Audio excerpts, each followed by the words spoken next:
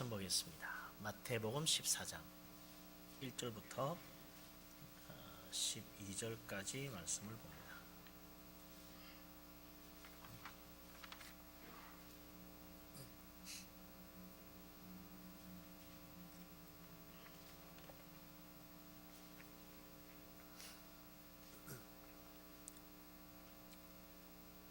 마태복음 14장 1절부터 12절까지 우리 다 같이 한 목소리로 말씀을 받들어 있습니다. 그때에 분봉왕 헤롯이 예수의 소문을 듣고 그 신하들에게 이르되 이는 세례 요한이라 그가 죽은 자 가운데서 살아났으니 그러므로 이런 능력이 그 속에서 역사하는도다 하더라. 전에 헤롯이 그 동생 빌립의 아내 헤로디아의 일로 요한을 잡아 결박하여 옥에 가두었으니 이는 요한이 헤롯에게 말하되 당신이 그 여자를 차지한 것이 옳지 않다 하였습니다. 헤롯이 요한을 죽이려 하되 무리가 그를 선지자로 여기므로 그들을 두려워하더니 마침 헤롯의 생일이 되어 헤로디아의 딸이 연석 가운데서 춤을 추어 헤롯을 기쁘게 하니 헤롯이 맹세로 그에게 무엇이든지 달라는 대로 주겠다고 약속하거늘 그가 제 어머니의 시킴을 듣고 이르되 세례 요한의 머리를 소반에 얹어 여기서 내게 주소서 하니 왕이 근심하나 자기가 맹세한 것과 그 함께 앉은 사람들 때문에 주라 명하고 사람을 보내어 옥에서 요한의 목을 베어 그 머리를 소반에 얹어서 그 소녀에게 주니 그가 자기 어머니에게로 가져가니라. 요한의 제자들이 와서 시체를 가져다가 장사하고 가서 예수께 아뢰니라. 아멘.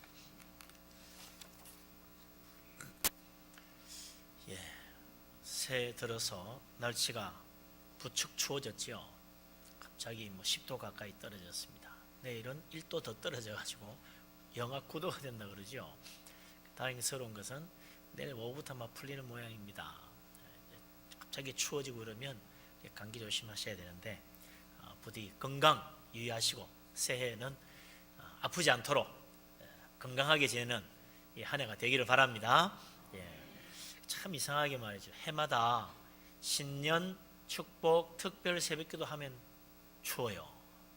날씨가 좋았다가도 꼭 추워지더라고요. 딱 요 시기가 추워지는 때인가 봐.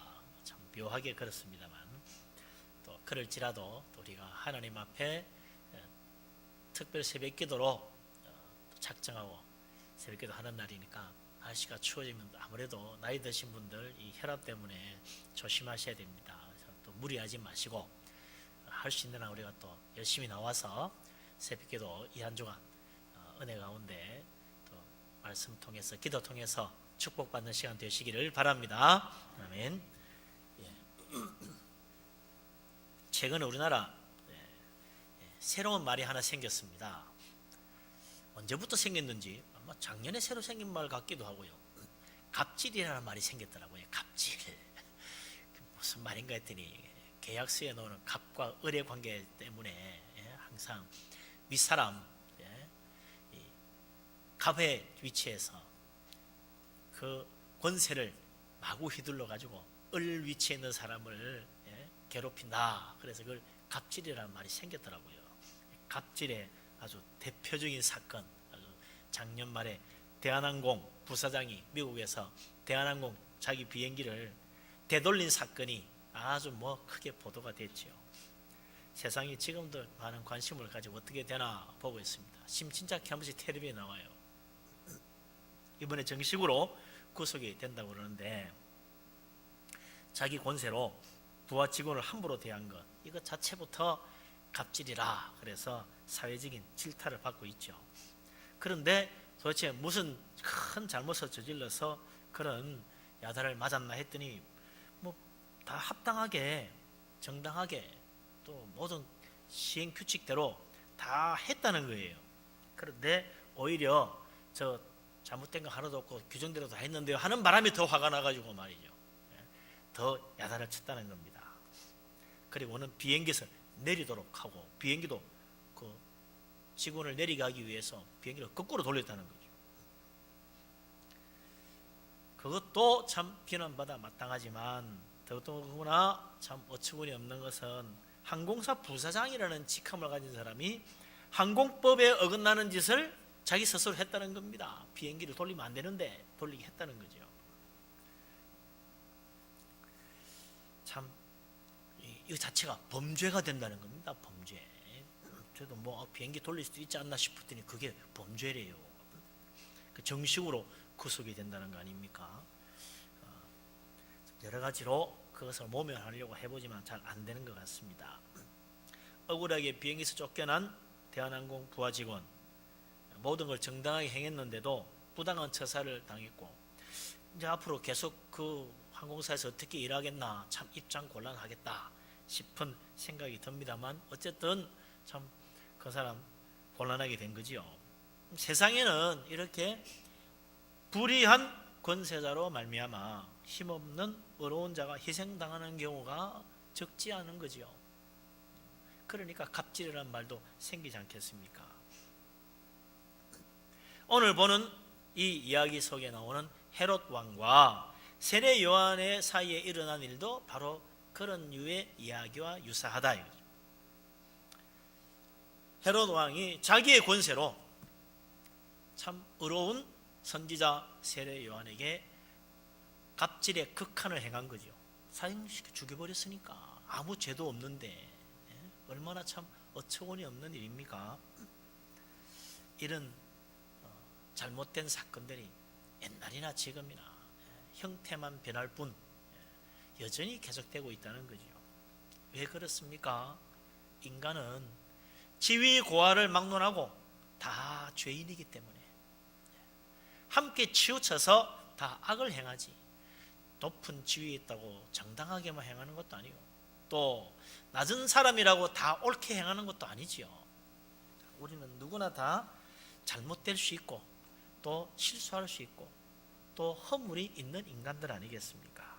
그렇기 때문에 우리는 늘 어떤 사람이든지 겸손하게 하나님 말씀 앞에 서야 되는 거죠. 하나님 말씀 앞에 늘 무릎 꿇어야 됩니다. 그러지 않고 우리가 조금이라도 교만한 마음을 가지고 있다면 결국 나도 모르는 사이에 죄를 짓게 되고 그걸 깨닫지도 못할 뿐만 아니라 회개치 않는 더 흉악한 사람이 될 수도 있는 거죠. 오늘 이 이야기 나오는 악한 왕 헤롯이 나오는데 1절에 보면 그가 예수님의 소문을 들었다 그랬습니다.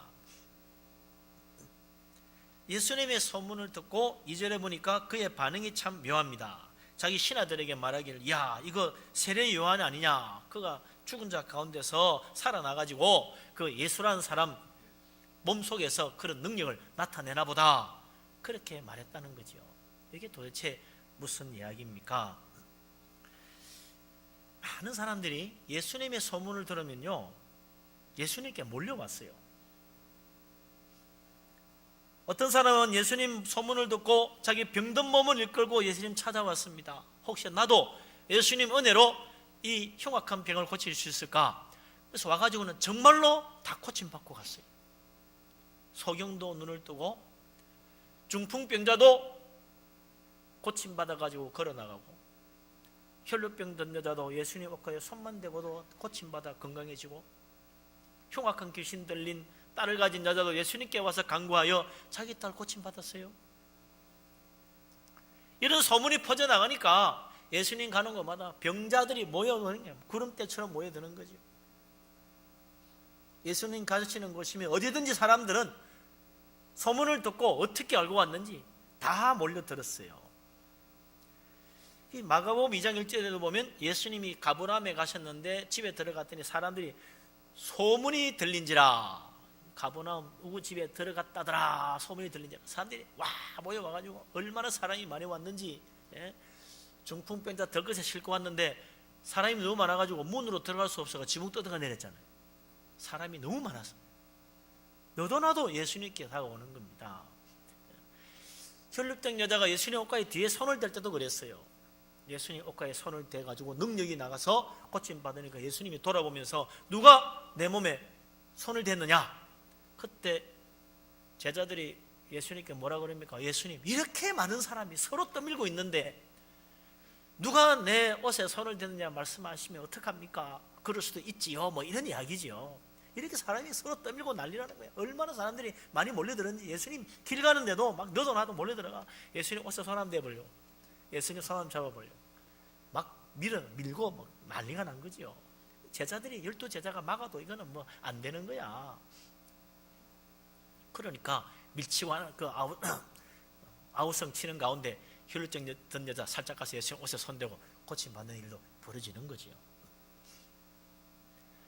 예수님 소문이 한두 군데 난 게 아닙니다. 마태복음 4장 24절에 보면 그 소문이 온 수리아에 다 퍼졌다. 아람 지역까지 다 소문이 났다는 거예요. 이스라엘 땅에만, 갈릴리 지방에만 소문이 난 게 아니고 국경선을 넘어가지고 수리아 지역, 아람 지역까지 소문이 났어요. 그래서 사람들이 모든 앓는 자, 각종 병에 걸려 고통당하는 자, 귀신 들린 자, 간질하는 자, 중풍의 자 다 데려왔다. 주님이 그들을 다 고치시더라. 주님이 고쳐줬어요. 그러니 소문이 더 나지. 누가복음 5장 15절에도 이르기를 예수의 소문이 더욱 퍼짐에, 예수님 소문이 더 퍼지는 거야. 가면 다 고침받으니까. 수많은 무리가 말씀도 듣고 자기 병도 고침받고자 하여 모여왔다. 수많은, 이제는 사람이 아니야, 무리야, 무리. 그것도 수많은 무리, 엄청나게 많은 사람. 예수님이 500여 행할 때는 남자만 5,000명이었잖아요. 항상 교회는 남자보다 여자가 많아. 예수님 주에는 여자가 더 많았을 거야. 5,000명 더하기 여자, 그러면 10,000명 넘어요. 여자들 오면 또 꼭 애들 따라오잖아. 옛날에는 다 애들 딱 얻고 데리고 왔지 뭐. 다 데려왔잖아요. 뭐 애까지 와글와글 해봐. 한 2만 명 됐을 거야. 그 많은 사람 다 먹였잖아요. 예수님 주에는 뭐 수만 명이 따라다니는 거요. 그런 가운데 놀라운 구원의 축복도 받습니다. 우리가 잘 아는 그 여리고성의 삭개오, 예수님 소문 듣고 예수님 보고 싶어서 여리고성 문 앞에 가가지고 사람이 너무 많아가지고 얼마나 많이 모였는지 볼 수가 없어서 키가 작은 삭개오, 옛날에는 뽕나무로 올라갔는데 새로 번역되는 돌감람나무로 밖에가 올라갔습니다. 몇 년 전부터 뽕나무가 아니고 돌감나무로 바뀌어서 거기 올라가서 예수님 보고 예수님 영접해가지고 온 집안이 구원받잖아요. 누구든지 예수님 소문 들으면 예수님께 달려가고 예수님 말씀도 듣고 싶고 그 능력도 참 은혜도 받고 싶고 능력으로 고침 받고 싶고 그래서 다 몰려오는 거예요. 그리고는 은혜 받고 변화 받고 구원 받고 그런 일들이 일어나는데 헤롯 왕은 거꾸로야. 예수님 소문을 듣고 자기가 지은 죄가 있는지라 두려워했다. 죄책감에 시달리는 겁니다. 자기가 목배어 중에 세례 요한이 살아나가지고 그 세례 요한의 영이 예수님 몸속에 들어가서 저런 거 아닌가 황당한 소리를 하면서 자기 신하들 보고 자기 속에 있는 두려운 마음을 드러내는 거죠. 죄가 있으면요 하나님 앞에 오는 게 괜히 두려운 거야. 예수 믿고 교회 나와서 구원받으세요 그러면 아유 저는 죄가 많아서 나중에 갈게요. 그런 사람이 있다고. 예수 믿고 교회 나와서 나는 죄가 많아서 당신이나 가세요. 이런다니까요. 우리 하나님은 죄인을 구원하러 왔습니다. 더 무서워해. 아이고 안 그래도 죄가 많아서 마음에 늘 그리는데 죄인을 위해서 온다니 아이고 난 안 되겠구나. 더 겁이 나가지고 더 안 오는 거야. 주님은 죄인을 구원해 주시려고 독생자까지 주셨습니다. 안 믿어. 세상에 그런 게 어디 있냐고. 하나님이 벌 주려고 왔겠지. 도망가는 거야. 어떡하지 교회 안 오려고.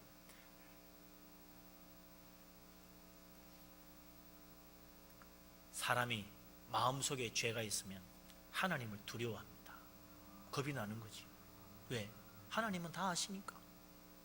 우리의 영혼은 하나님이 세상을 심판하시는 하나님이라는 사실을 내 머리는 몰라도 내 영혼은 알아요. 그래서 두려운 거야. 하나님 앞에 안 가는 거죠. 자문에도 솔로몬이 이르기를 죄인은 쫓아오는 자가 없어도 달아나나 의인은 사자같이 담대하니라 그랬어요. 아유, 죄 있는 사람은 쫓아오는 자가 없어도 도망가는 거야. 피하는 거지. 아담과 이브가 하나님 말씀 어기고 하나님 먹지 말라는 선악과 따먹고 난 다음 어떻게 됩니까? 하나님이 찾아와서 아담아 부르는데도 못 나오잖아요. 나무 그늘에 숨어가지고. 그래서 너 왜 거기 있느냐? 아유, 저희가 죄가 많아서 하나님 말씀하고 죄를 지어서 무서워서 여기 숨었습니다. 그래 말하면 좋을 텐데, 아유, 그 말은 안 하고 뭐라 그래요? 우리가 벌거벗어서 부끄러워서 못 나가겠습니다. 두려워요. 숨었습니다. 아니, 벌거벗었는데 왜 두려워? 그게 무슨 죄라고? 원래부터 처음 창조 때부터 벌거벗고 살았는데 갑자기 그게 왜 두려운 거야?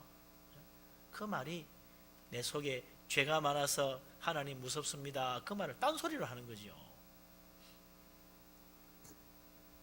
본래 하나님이 창조할 때 벌거벗고 창조했는데 그때는 전혀 부끄러워하지 않고 하나님 앞에 만나서 이야기도 하고 다 했는데, 아니 이제 와서 왜 부끄러워요? 무서워요?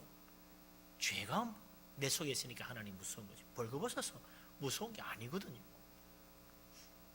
죄가 있으면 그냥 숨습니다. 달아납니다. 하나님 앞에 오기를 싫어합니다. 그러나 참으로 구원받는 자, 은혜 받는 사람은 죄악이 있기 때문에 하나님 앞에 엎드리는 거예요. 하나님 앞에 오히려 놓는 거예요. 하나님께 매달리는 거예요.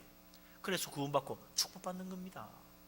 우리 하나님 자기의 죄를 자복하는 자를 결코 버리지 아니하십니다. 우리 하나님 자기의 죄를 회개하며 통회하는 자를 불쌍히 여겨 주십니다. 우리 하나님은 은혜로우시고 사랑이 많으신 하나님이라 주님 앞에 나오는 자 다 받아주십니다. 이 헤롯 왕 예수님 소문 듣고, 그래 예수님 가면 죄인도 용서받고 병자도 고침받고 그런 놀라운 은혜를 행한단 말이야. 나도 가서 말씀 좀 들어보자. 이렇게 했으면 얼마나 좋아. 그런데 이 헤롯 왕은 그러지 않았어요. 오히려 두려워서 마음의 죄책감 때문에 어찌할 바를 몰랐다.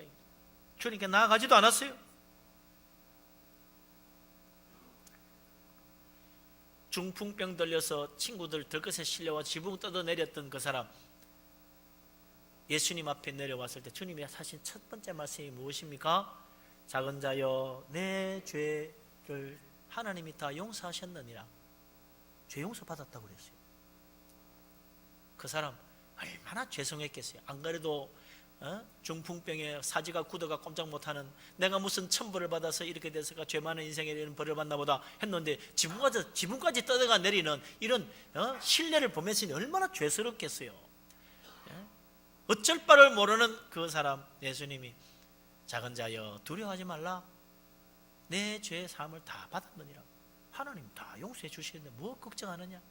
뭐 지붕 뜯어내린 게 뭐 큰 죄인가? 괜찮아? 네가 지은 죄 그거 다 내가 십자가에서 해결하는 거야. 걱정하지 말라고. 다 용서해 주신다고. 그리고 그의 병도 고쳐주시잖아요. 두렵고 떨릴지라도, 하나님 앞에 참 부끄럽고 죄송할지라도 숨으면 안 됩니다. 하나님 앞에 우리 죄를 다 고백하고 거짓 없이 진실하게 다 내놓으면 우리 하나님 은혜 베풀어 주십니다. 헤롯 왕, 비록 왕이지만 그는 예수님의 소문을 듣고도 주님께 나아가지 못하여 결국 구원받지 못한 불쌍한 인생 되고 말았습니다.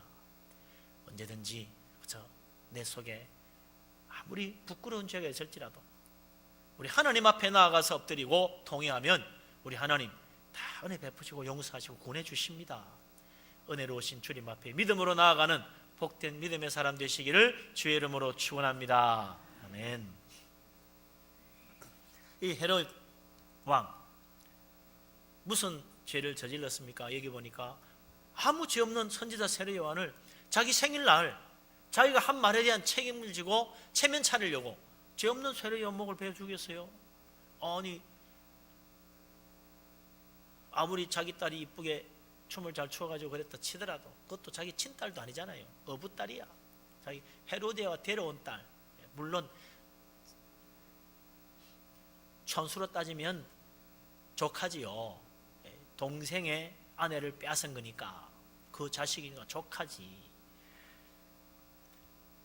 그 아이가 예쁘게 춤추는 거 보고 좋아서 야, 네 소원이 뭐냐? 나라 절반이라도 주마. 그랬더니 대뜸 하는 말이, 엄마한테 가서 물어보고는 세례요한 목을 달라네. 그러면요 정상적인 왕이면 어떻게 됩니까? 얘야, 네가 아직 어려서 몰라서 그러는데 죄 없는 사람 한 분 못 빼는 거 아니야? 이런 말을 주면 되잖아요. 왕이 다른 걸 구하도록 해라 그랬어야지. 죄 없는 자를 못 베어 죽이는 왕이 대단히 말이 됩니까? 그것도 자기 생일날 여흥을 위해서 의로운 선지자 세례 요한의 목을 베다니. 있을 수가 없는, 이건 황당하게 짝이 없는 흉악한 갑질이지. 어떻게 그런 짓을 할 수가 있습니까? 근데 세례 요한 그렇게 했어. 그러니 얼마나 그 마음이 교만하고 완악하고 죄악되냐. 예수님 소문 듣고 과연 예수님께 가기는커녕 엉뚱한 소리 하는 헤롯 왕다운 짓이라. 그가 목 베어 죽인 세례 요한은 어떤 사람입니까? 그가 그렇게 목을 베임 당할 만큼 흉악한 죄인입니까? 아니지요. 그는 위대한 선지자요, 참으로 하나님 앞에 의로운 사람이에요. 세례 요한에 대하여 예수님이 한 유명한 말씀이 있잖아요. 마태복음 11장 11절에 여자가 낳은 자 중에 세례 요한보다 큰 이가 일어남이 없도다. 이때까지 인류 역사상 세례 요한보다 더 위대한 자가 없다. 그만큼 위대한 사람이에요. 그는 아무런 기적도 행하지 않았지만 많은 사람들로부터 존경받고 그 말씀 한마디에 모든 사람이 되어와서 회개하고 세례받았던 위대한 선지자요, 위대한 예언자입니다. 그 세례 요한이 유대에 와서 세례를 베풀므로 천국 복음과 예수 그리스도 앞길을 예비한 큰 일을 한 거죠. 온 이스라엘 나라 사람들이 다 세례 요한에게 와서 세례받고 회개하고 천국을 예비하는 믿음의 마음을 열었다. 거기에 예수님 오셔서 천국 복음의 씨를 뿌리니까 수많은 사람들이 예수님을 믿고 따르게 된 거죠. 그러니 이 세례 요한이 얼마나 위대한 사람이냐. 거기에 더하여 이 선지자 세례 요한은 헤롯 왕의 잘못을 경고하는 정말 전통적인 예언자의 그 역할을 감당한 거죠. 헤롯 왕의 동생 빌립의 아내를 빼앗았다. 자기 아내로 삼아버렸어요. 이것은 모세 율법을 어기는 일이라 옳지 못하다고 이 선지자 세례 요한이 거기에 가서 그의 죄악을 경고한 거죠. 모세오경 레위기 18장 16절에 보면 이런 말씀이 있습니다. 너는 내 형제의 아내의 하체를 범하지 말라. 이는 내 형제의 하체니라. 동생의 아내를 범하면 안 된다. 그런데 헤롯 왕이 그랬어요. 헤롯 안디바가 헤롯 빌립의 아내를 빼앗아 가진 거죠. 그래서 선지자 세례 요한이 당신이 하나님 말씀 어긴 거요, 하나님께서 옳지 못하다고 말씀합니다. 하나님의 예언의 말씀을 전했다 이거죠. 그랬으면 하나님 내가 죄인입니다 울면서 통회하고 회개하고 자복했어야지. 그 옛날 나단 선지자가 다윗이 우리아의 아내 바세바를 범한 것을 경고하고 예언했을 때 다윗이 어떻게 합니까? 그 자리에서 무릎 꿇고 하나님 앞에 엎드려 회개했잖아요. 내가 죄인입니다, 나를 불쌍히 해달라고 하나님 앞에 회개했잖아요. 하나님이 당신의 죄를 용서하셨습니다. 용서의 은혜를 베풀어 주잖아요. 회개하면 용서해 주거든요. 그런데 헤롯 왕과 헤로디아 이 부부는 어떻게 됩니까? 달랐어요. 세례 요한을 오히려 어깨 가두어 버렸습니다. 그리고 어떻게 합니까? 나중에 기회를 봐가지고 목 베어 죽이고 말았다 이거죠.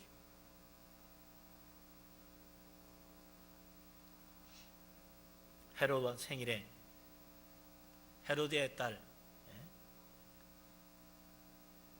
춤을 춰가지고 왕을 즐겁게 해주고 그 기회를 잡아가지고 세례 요한의 목을 베었다.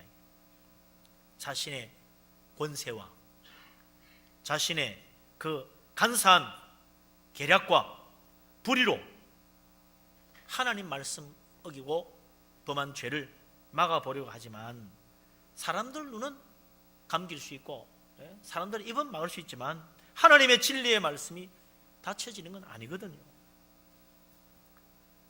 이 헤롯 왕과 헤로디아 이 두 부부는 위대한 하나님의 선지자 세례 요한을 바로 앞에 두고 하나님의 참 진리의 말씀을 아멘으로 받지 못하고 구원의 기회를 놓친 가장 어리석은 사람이 되고 말한 거죠. 하나님 말씀 받을 때는 그래서 항상 어떻게 받아야 됩니까? 이 사람의 말로 받으면 안 돼요. 하나님 말씀으로 받아야지. 데살로니가 사람들을 사도 바울이 칭찬하기를 뭐라고 그랬습니까? 너희가 우리에게 들은 바 하나님 말씀 받을 때 사람의 말로 받지 아니하고 하나님 말씀으로 받음이니 진실로 그러하다. 이 말씀이 또한 너희 믿는 자 가운데서 역사하느니라. 아멘. 하나님 말씀을 받을 때 사람의 말로 받지 않고 하나님 말씀을 받으니까 이 말씀이 능력으로 역사하더라는 거예요. 말씀의 능력이 나타나는 거예요. 하나님 말씀을 받을 때는 항상 이게 사람의 말이 아니라 하나님 말씀인 줄 알고 아멘으로 받아야 정말 그 말씀의 축복과 은혜를 받는 것입니다.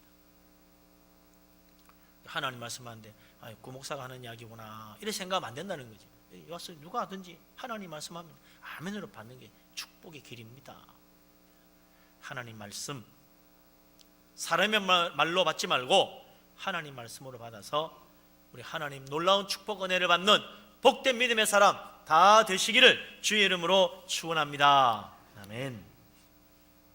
그런데 이 헤롯 왕과 헤로디아 세례 요한이 하는 말 하나님 말씀으로 받지 않고 세례 요한이 하는 말로 받은 거죠. 네가 감히 왕이 하는 일에 어찌 와서 비난을 하느냐. 사람의 말로 받은 거예요. 전능하신 하나님의 말씀으로 받았어야 되는데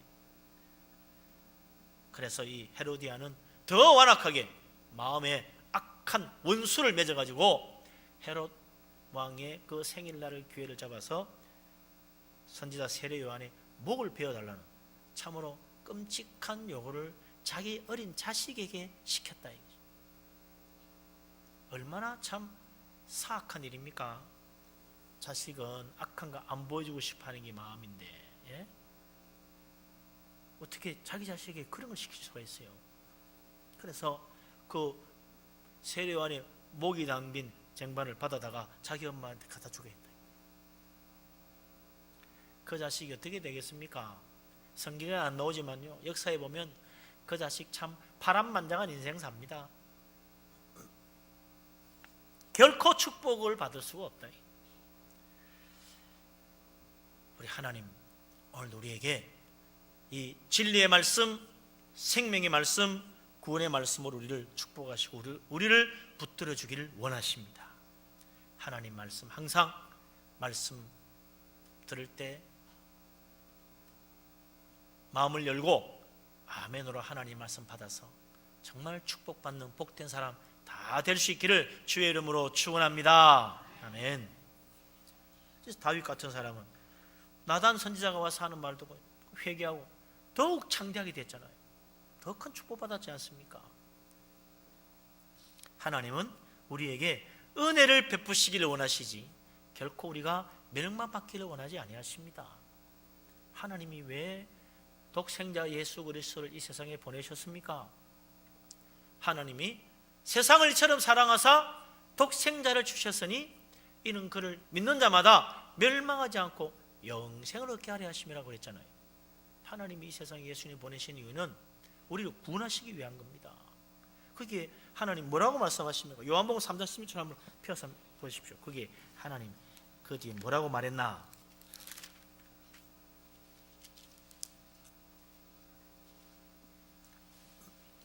요한복음 3장 16절 다음 17절 우리가 잘 아는 요한복음 3장 16절은 뭐 교회 좀 다니는 사람은 다 외우죠.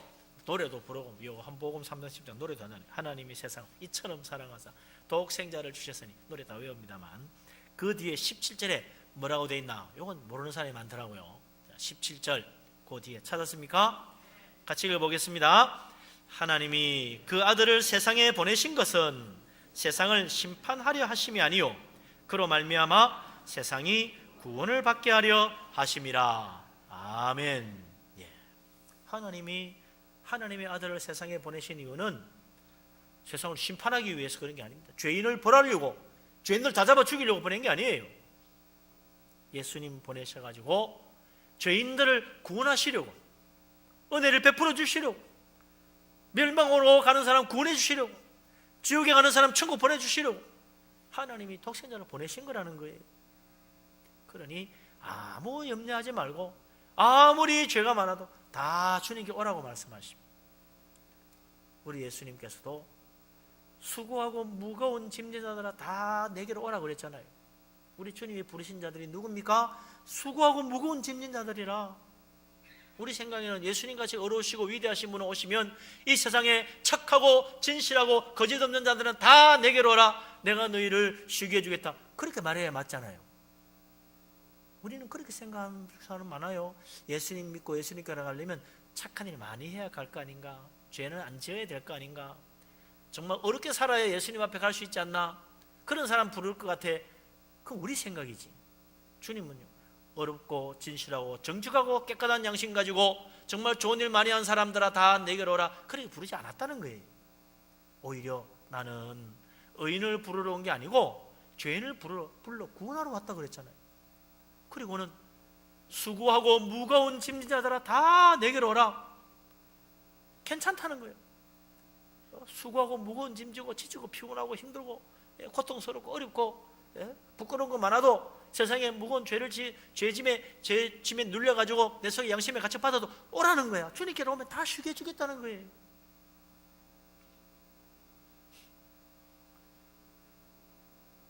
심판으로 오신 것이 아니라 세상을 구원하러 오신 예수 그리스도 하나님의 독생자 믿으시기 바랍니다. 우리 주님 앞에 내 모습 그대로 가면 됩니다. 내가 좀 더 나아지면 가지, 내가 좀 더 훌륭해지면 가지, 내가 좀 더 깨끗해지면 가지, 내가 좀 더 정직해지면 그때 가지, 아닙니다. 주님은 지금 오라고 말씀하십니다. 수고하고 무거운 짐 그대로, 우리의 연약한 모습 그대로 주님께 나아가면 우리 하나님 다 받아주시고 은혜 베풀어 주십니다. 우리 주님의 십자가 은혜로 말미암아 우리의 죄짐도 다 내려놓고 우리 주님의 십자가 은혜로 말미암아 이 세상에 지치고 피곤한 몸도 고침받고 우리 하나님의 성령의 은혜로 세임 얻고 이 세상을 믿음으로 승리하고 우리 하나님 앞에 영광 돌릴 수 있는 복된 믿음의 사람 다 되시기를 주의 이름으로 축원합니다. 아멘. 이 헤롯과 헤로디아 부부, 참 예수님 만날 수 있는 너무너무 좋은 기회, 그 축복의 기회를 놓치고 참 자기의 죄를 회개하는 것이 아니라 감추고 권세로 짓눌러서 해결하려고 한, 그게 어리석은 일이지요. 결국 그들은 구원의 기회를 놓친 어리석은 인생 되고 말았다 이거죠. 이 헤롯 왕과 함께 짝이 되었던 헤로디아, 그의 아내, 본래 동생이 아닌데 이 뭐 헤롯 왕이 보니까 이뻤는지 어쨌는지 남의 아내, 자기 동생 아내를 빼앗아 율법도 어기고. 그런데 헤롯 왕보다 더 악한 사람이 누구냐, 헤로디아라 보니까 그 기회를 잡아가 헤롯 왕은 그래도 선지자를 죽이면 안 되는데 싶어서 그 옥에만 가둬놓고 있었는데, 아니 그걸 기어코 죽이겠다고 나선 사람이 헤로디아잖아요. 이 헤로디아가 저지른 악행을 가만 보면 누가 생각이 나느냐, 이스라엘, 북왕국 이스라엘의 가장 악한 왕 아합 왕의 아내 이세벨 왕후가 생각나는 거죠. 이 이세벨 왕후가 무슨 짓을 했습니까? 이 이세벨 왕후는 자기 나라에서 이스라엘 나라로 시집을 와가지고 아합 왕과 결혼을 해서 살면서 자기 나라에서 자기가 섬기던 그 바알 신을 다 가져와가지고 바알 제사장 수백 명을 또 데리고 와서 그래가지고는 열심히 섬깁니다. 바알 신을 섬기고 자기가만 섬기면 또 모르지. 아합 왕을 충동질해서 온 나라가 다 이제부터는 여호와 섬기지 말고 바알을 섬기시다, 이래 돼버린 거죠. 그래서 여호와 선지자 다 내쫓고 여호와의 신전에도 전부 다 바알 우상 갖다 놓고 바알 선지자들이 하나님의 성전에서 그거 제사 드리는 거예요. 아합 왕이 저지른 일인데, 그게 다 누가 뒤에서 조종한 겁니까? 이세벨 왕가 더 조종한 거죠. 그뿐만 아니라 아합 왕이 그 왕궁 옆에 보니까 나봇의 포도원이 있는데, 야, 저 위치가 딱 왕의 모든 말들을 키우는 마구간 하면 딱 좋겠어. 왕의 말이 너무 많은데 이 말들을 잘 관리하고 하는데 위치가 딱 그 자리가 아주 왕의 마구간으로는 딱 적격인데, 그래서 나봇에게 가서 그 땅 좀 팔아라고, 값을 톡톡히 쳐줄 테니까 팔아라고 했는데, 하나님 말씀에 조상들에게 물려준 땅을 팔지 못하게 하신 하나님 말씀을 내가 어기고 어떻게 내 조상의 땅을 돈 받고 팔 수 있겠습니까? 이 땅은 여호와 하나님께서 우리 조상들에게 가나안 땅 들어올 때 그때 기업으로 주신 땅입니다. 이건 하나님이 주신 땅이라 돈 주고 사고 팔 수가 없습니다. 그랬단 말이죠. 그러니까 이 아합 왕이 하나님의 율법에 그런 말이 있으니 그 꼭 지키겠다고 하니까 강제로 할 수도 없고 어떡하지 하고 있는데, 이 이세벨 왕후는 이스라엘 사람이 아니잖아요. 페니키아 공주라, 그 나라의 왕, 이스라엘 모세 율법 같은 거 모르는 사람이고 그런 거 다 무시하는 여자라, 아니 왕이 그거 원하면 사는 거지 그걸 못 사느냐고, 그것 때문에 밤잠도 못 자고 괴로워하냐고. 그러고도 왕입니까? 내가 잘 해결해주지 걱정하지 말라고. 그래가지고는 사람을 시켜가지고 음모를 꾸며서 없는 죄를 만들어서 나봇을 돌에 쳐 죽였잖아요. 주인 없는 땅이 됐으니 가서 이제 이 땅을 차지하십시오. 아합 왕은 또 좋다고 또 가서 그 땅을 차지했다네요. 생각해 보세요. 왕이면 눈치를 채지. 그 모르겠어요. 당신 어떻게 해서 갑자기 나봇이 죽어서 무슨 짓을 한 거 아니야? 멀쩡한 사람이 왜 죽은데 왕을 뭐 저주하고 했. 그 사람 그런 사람 아닌데 했어야지. 근데 이제 주인 없는 땅 차지하라고 하니까 좋아가지고 가서 차지했어요. 의인이 악인에게 박해를 당해 죽은 대표적인 사건. 그래서 거기에 엘리야 선지자가 가서 하나님의 저주를 선포하잖아요. 나봇이 피를 흘리고 쓰러져 죽은 그 자리에 이제 아합 왕, 이세벨 왕후, 너희들이 그 자리에 죽어서 피를 흘리고 개들이 와서 핥을 것이라 하나님의 저주를 선포하잖아요.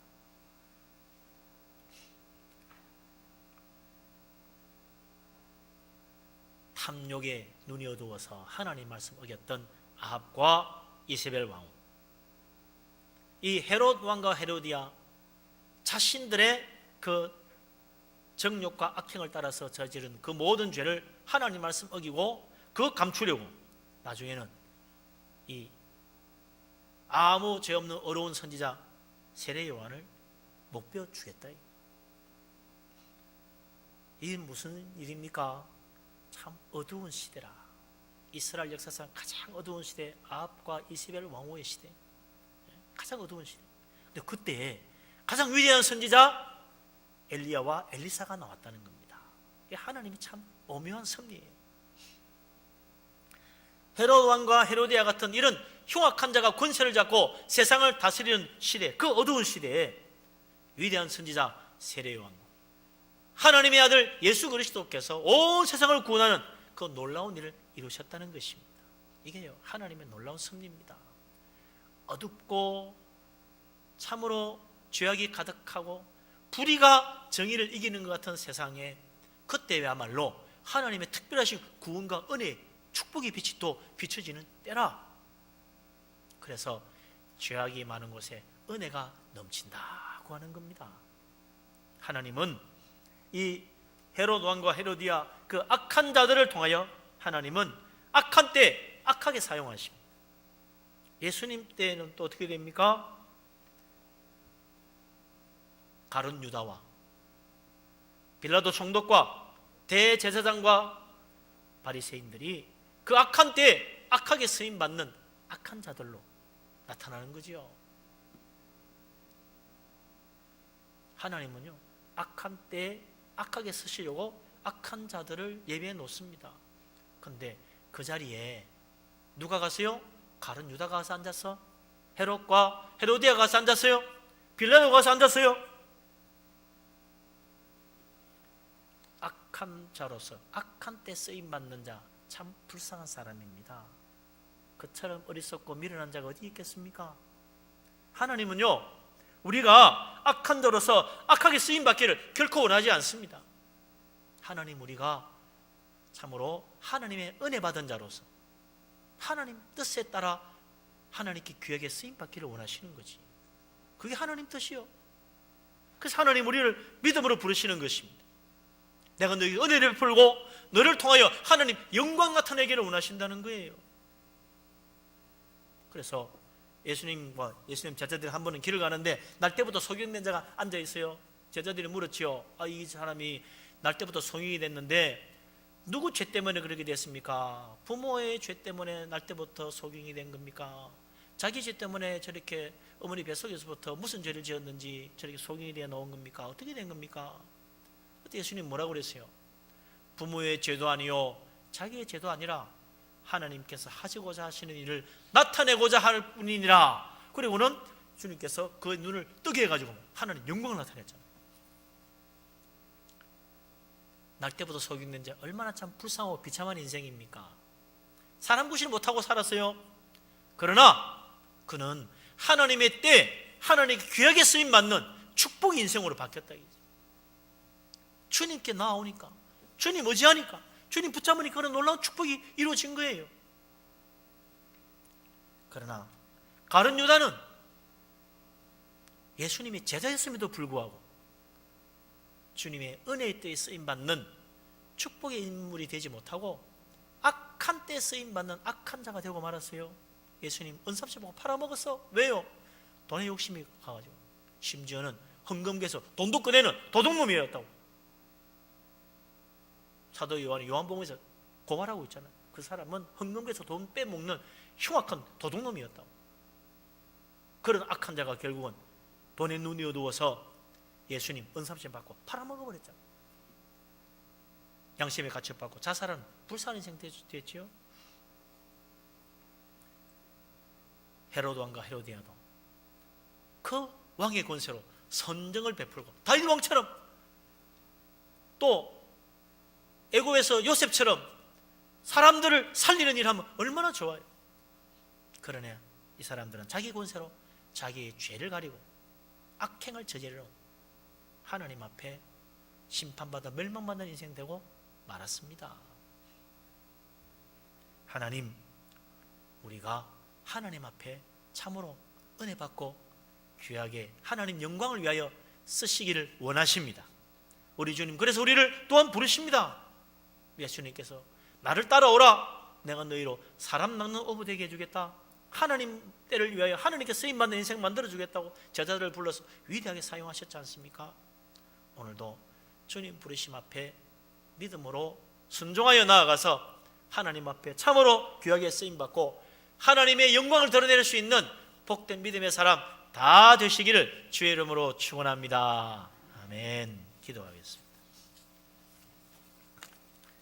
하나님, 연약한 인생, 불쌍한 죄인들을 긍휼히 여기시고 하나님의 독생자 예수 그리스도를 이 세상에 보내셔서 구원의 은혜를 베풀어 주시니 감사합니다.